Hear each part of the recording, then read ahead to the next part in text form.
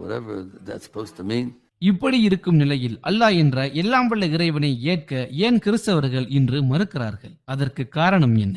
இறைவனை அழைக்க சிறந்த வார்த்தை எது? இயேசு கிறிஸ்து அவர்கள் மீது சாந்தி உண்டாகட்டும் அவர்கள் எந்த வார்த்தையை பயன்படுத்தினார்கள்?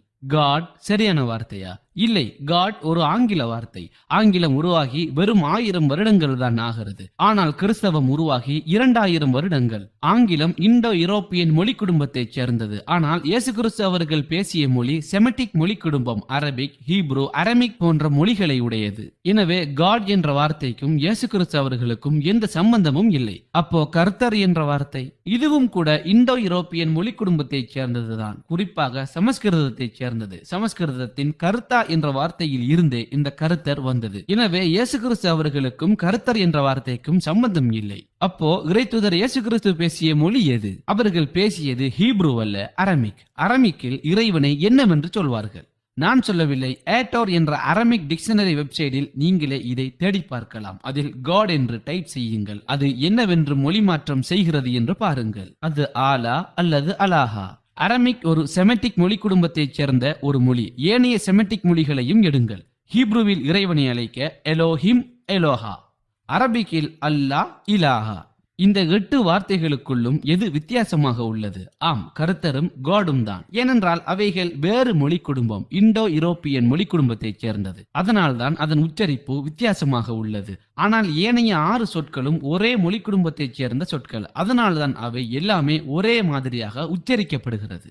இப்போ உதாரணமாக நம்முடைய தமிழை எடுத்துக்கொள்ளுங்கள். தமிழ் ஒரு திராவிட மொழி. திராவிட மொழி குடும்பத்தைச் சேர்ந்த மொழி. திராவிட மொழி குடும்பத்தில் தமிழ், தெலுங்கு, மலையாளம் என்று உள்ளது. நாம் தமிழில் பேசக்கூடிய அதே வார்த்தைகள் ஏனைய திராவிட மொழியிலும் இருக்கும், அல்லது ஒரு சிறிய உச்சரிப்பு வித்தியாசத்தில் இருக்கும். உதாரணமாக தமிழில் கடல், மலையாளத்திலும் கடல், கன்னடத்தில் கடலு என்பார்கள். தமிழில் யார் என்று கேட்போம், மலையாளத்தில் ஆர் என்று கேட்பார்கள். நன்றிக்கு நன்னி, மரத்திற்கு மரா, இப்படி பல உதாரணங்களை சொல்லலாம். நம்முடைய திராவிட மொழி குடும்பத்தில் இருப்பது போல செமெட்டிக் மொழி குடும்பத்திலும் ஒரு சிறிய உச்சரிப்பு வித்தியாசம் உள்ளது. ஆனால் இந்த எல்லா வார்த்தைகளும் இறைவனைத்தான் குறிக்கிறது. இப்போ கொஞ்சம் சிந்தியுங்கள்.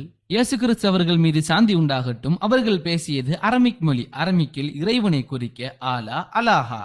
கொஞ்சம் கற்பனை செய்யுங்கள். பைபிள் கூறுவதை போல மத்திய கிழக்கைச் சேர்ந்த ஒருவர், வெள்ளையர் அல்ல, பிரவுன் நிறத்தை உடைய ஒருவர், தாடியை வைத்திருக்க கூடியவர், அல்லாஹ் அலாஹா என்று தன்னுடைய நெற்றியை நிலத்தில் வைத்து வணங்கினால் அவர் யார்? அவர்தான் தெளிவான முஸ்லிம். இயேசு கிறிஸ்து தன்னுடைய நெற்றியை தரையில் வைத்து வணங்கியதை போல யார் வணங்குகிறார்கள்? முஸ்லிம்கள் மாத்திரமே தான் வணங்குகிறார்கள். அவருடைய தாயார் மேரி அவர்களுடைய தலையை மறைத்திருந்தார்கள். எந்த மதம் சொல்கிறது தலையை மறைக்க சொல்லி? ஆம், இஸ்லாம் சொல்கிறது. இஸ்லாமிய பெண்களை ஹிஜாப் அணிய சொல்கிறது.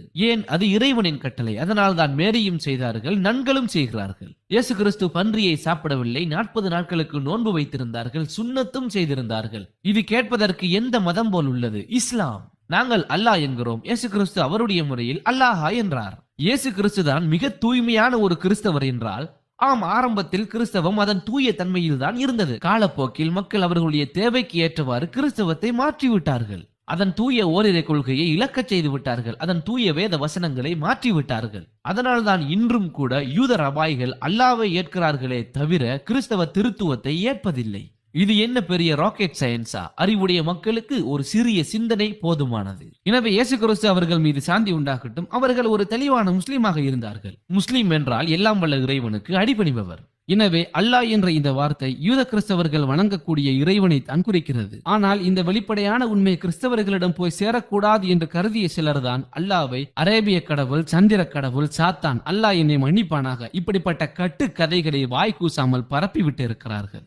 எனவே இறைவன் நாடினால் நம்முடைய அடுத்த பகுதியில் அல்லாஹ் வெறும் ஒரு அரேபிய கடவுள் தானா, சந்திர கடவுளா, சாத்தானா, நவுதுபில்லா என்பதையும், இறைவனை குறிக்க எது சிறந்த வார்த்தை, ஏன் கிறிஸ்தவர்கள் ஒவ்வொரு நாட்டிலும் ஒவ்வொரு பெயரை சொல்கிறார்கள். அமெரிக்க கிறிஸ்தவர்கள் காட் என்கிறார்கள், பிரான்சிய கிறிஸ்தவர்கள் டியூ என்கிறார்கள், குரோசிய கிறிஸ்தவர்கள் பாக் என்கிறார்கள், தமிழ் கிறிஸ்தவர்கள் கர்த்தர் என்கிறார்கள். ஆனால் உலகில் இருக்கும் 200 கோடி முஸ்லிம்களும், எல்லா நாட்டில் உள்ள முஸ்லிம்களும் அல்லாஹ் என்ற ஒரே வார்த்தையை தான் சொல்கிறார்கள்.